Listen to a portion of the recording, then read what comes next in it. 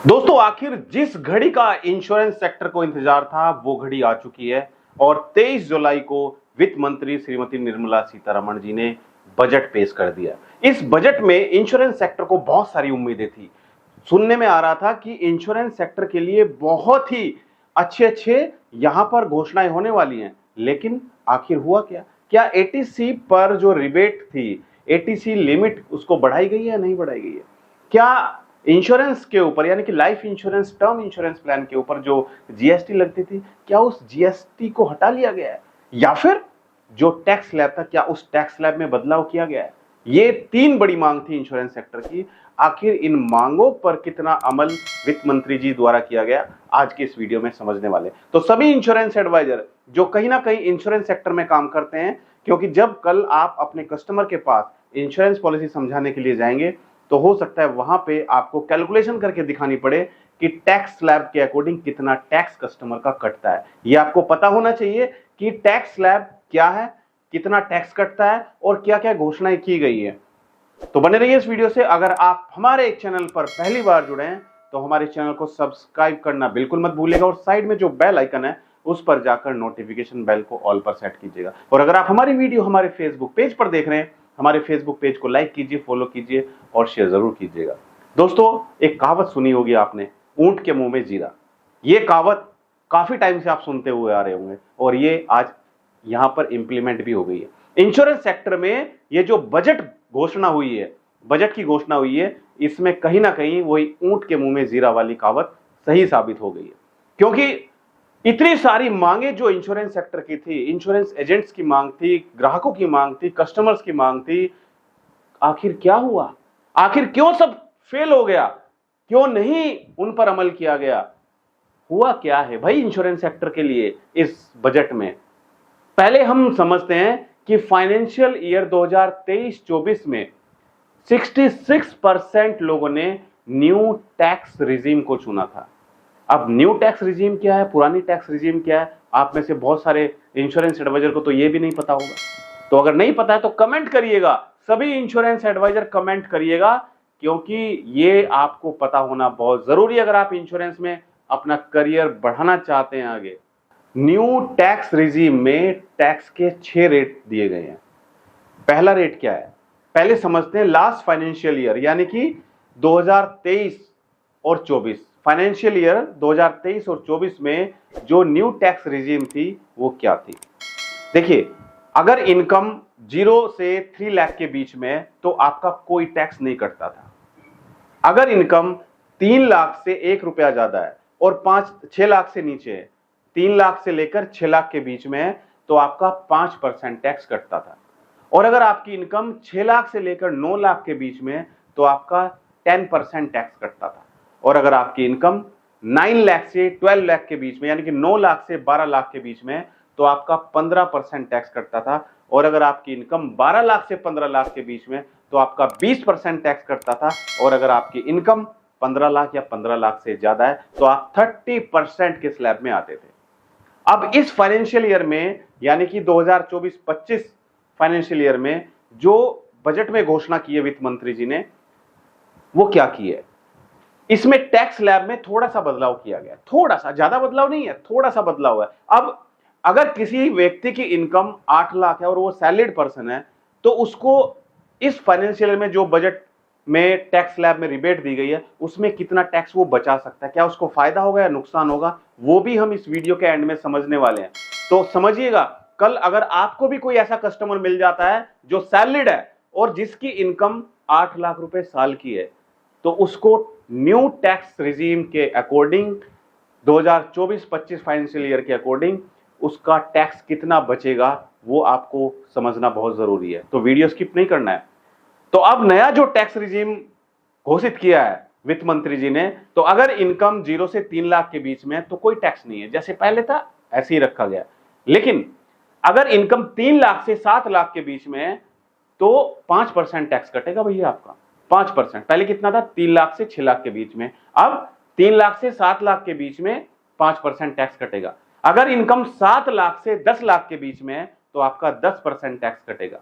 ध्यान दीजिएगा, अगर इनकम 7 लाख से 10 लाख के बीच में है तो आपका 10% टैक्स कटेगा। और अगर इनकम 10 लाख से 12 लाख के बीच में है तो 15 लाख का टैक्स कटेगा, 15% का टैक्स कटेगा। और अगर इनकम 12 लाख से 15 लाख के बीच में तो 20% कटेगा। और अगर इनकम 15 लाख और 15 लाख से ज्यादा है तो आप आ जाएंगे 30% वाले स्लैब में। तो मामूली सा बदलाव किया गया है, बहुत मामूली सा बदलाव किया गया है। लेकिन इंश्योरेंस सेक्टर में जो ओल्ड टैक्स रिजीम थी लास्ट फाइनेंशियल ईयर में, उसको भी समझ लेते हैं।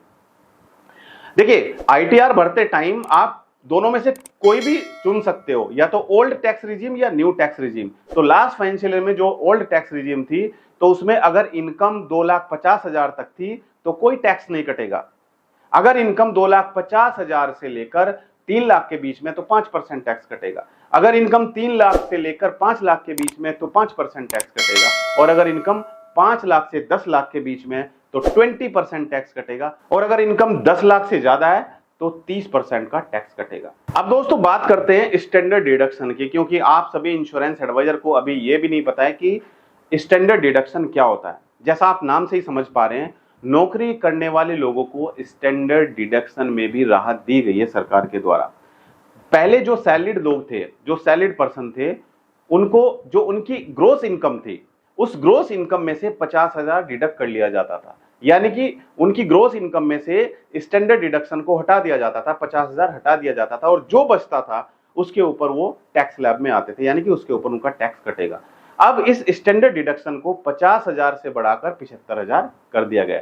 तो कहीं ना कहीं थोड़ा सा बेनिफिट हो रहा है सैलरीड पर्सन को, यानी कि स्टैंडर्ड डिडक्शन की वजह से 50,000 से जो 75,000 किया गया है, इसमें सैलरीड पर्सन को थोड़ा बहुत फायदा होगा। अब बात करते हैं एक एग्जाम्पल को लेकर। एक एग्जाम्पल हमने निकाला है। मान के चलते हैं एक व्यक्ति है जिसकी इनकम 8 लाख रुपए साल की इनकम है, वो सैलरीड पर्सन है। क्योंकि स्टैंडर्ड डिडक्शन का प्रभाव किस पर पड़ेगा? सैलरीड पर्सन पर, बिजनेसमैन पर नहीं पड़ेगा, सिर्फ सैलरीड पर्सन पर पड़ेगा।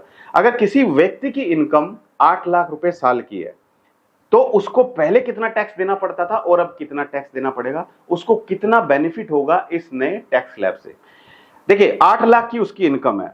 अब हम पहले बात करते हैं जो पहले मिलता था स्टैंडर्ड डिडक्शन 50,000।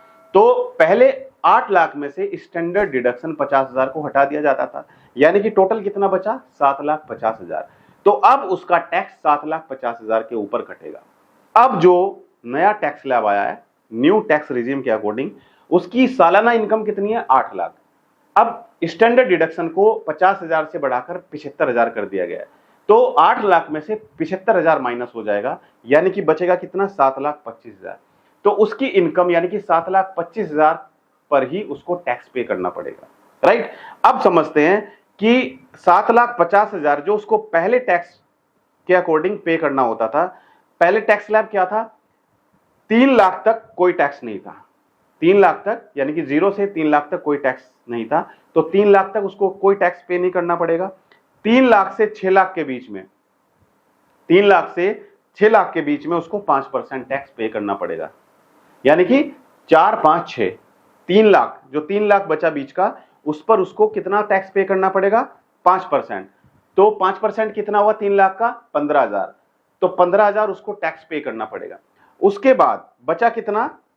1.5 लाख, क्योंकि 8 लाख में से 0 से 3 लाख के बीच में तो कोई टैक्स नहीं है। उसके बाद जो अगले 3 लाख हैं उसके ऊपर 5% टैक्स है, तो कितने हुए? 6 लाख। ठीक है, 6 लाख हो गया। उसके बाद बचा कितना? 1.5 लाख। उस 1.5 लाख के ऊपर यानी कि 6 लाख से 9 लाख के बीच में जो स्लैब है वो है 10%।